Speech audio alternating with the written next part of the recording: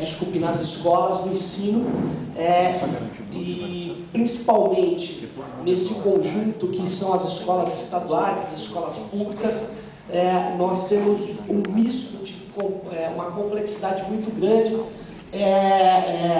uma desvalorização na área de exatas. Se você for ver, numa sociedade extremamente machista, numa sociedade extremamente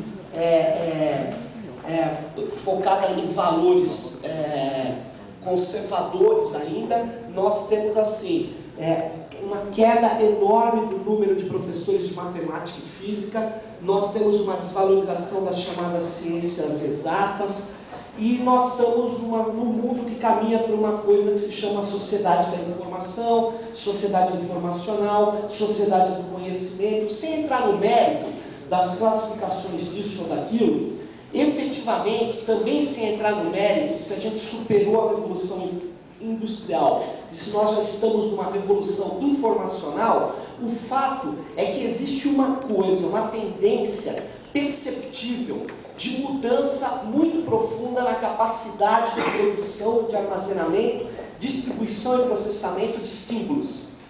Hoje, eu estava até aqui no meu carro com um HDzinho desse tamanho que guarda 1 terabyte, ou seja, com 6 desses eu guardo toda a biblioteca do Congresso norte-americano se ela tivesse digitalizada. Isso é um salto de qualidade, não é simplesmente a melhoria das máquinas, isso é uma outra coisa.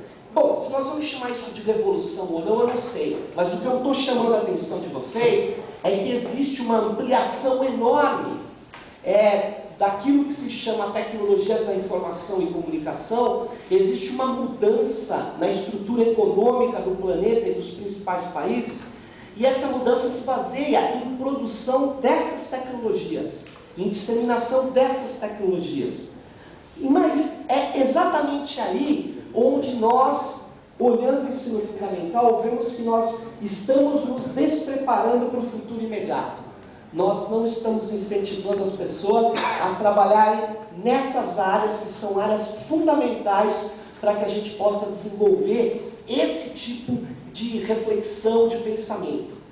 Então eu penso assim, se a gente quer falar de popularização da ciência, nós temos que falar em também alterar aquilo que permite que nós tenhamos cada vez mais cientistas e cientistas que tenham condição de pesquisa, que é uma outra coisa que eu não vou falar.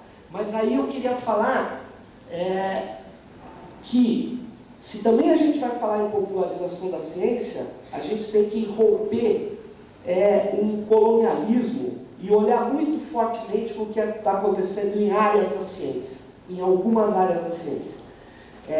O sistema de propriedade que foi criado no mundo industrial e foi disseminado a serviço de vários interesses econômicos de países ricos, ele não pode ser alimentado, ele não deve ser alimentado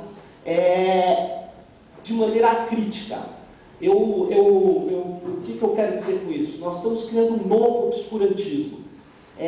Eu queria chamar a atenção, e acho que a mesa não tem esse foco, mas ela precisa perceber que o que garante a expansão do conhecimento? O que garante a expansão da criatividade? É a propriedade sobre ideias ou é a liberdade e o acesso livre ao conhecimento? Isso está em choque hoje. Isso está em choque hoje.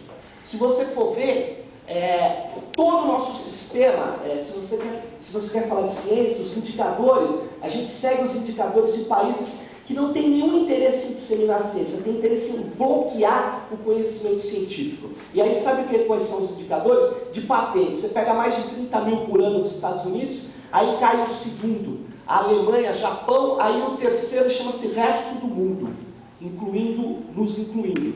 E nós aqui, em vez de observarmos criticamente esse sistema, que hoje é monitorado não mais simplesmente pelo Instituto, pela Organização Internacional de Propriedade Intelectual, mas é um tema da OMC, depois da rodada do TRIPS, quando terminou a rodada do Uruguai, os países todos entraram na Organização Mundial de Comércio, e lá é que se decide questões como patentes e copyrights, através de um acordo de um tratado que nós assinamos, todo mundo teve que assinar, relacionado à propriedade intelectual vinculada ao comércio. Ou seja, sabe por que essas questões de patentes, copyrights foram lançadas numa organização de comércio?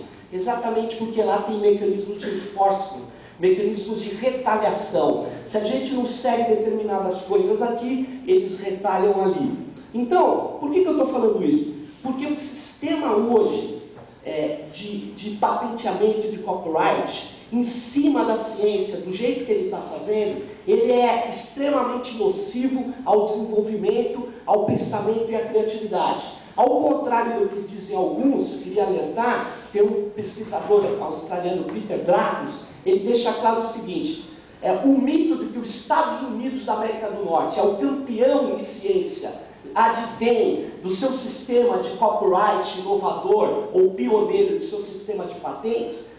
Ele mostra que isso efetivamente é um mito, porque do ponto de vista histórico, se você olhar empiricamente o que aconteceu, os Estados Unidos foram um dos últimos países a aderir a esses sistemas duros de copyright e patenteamento.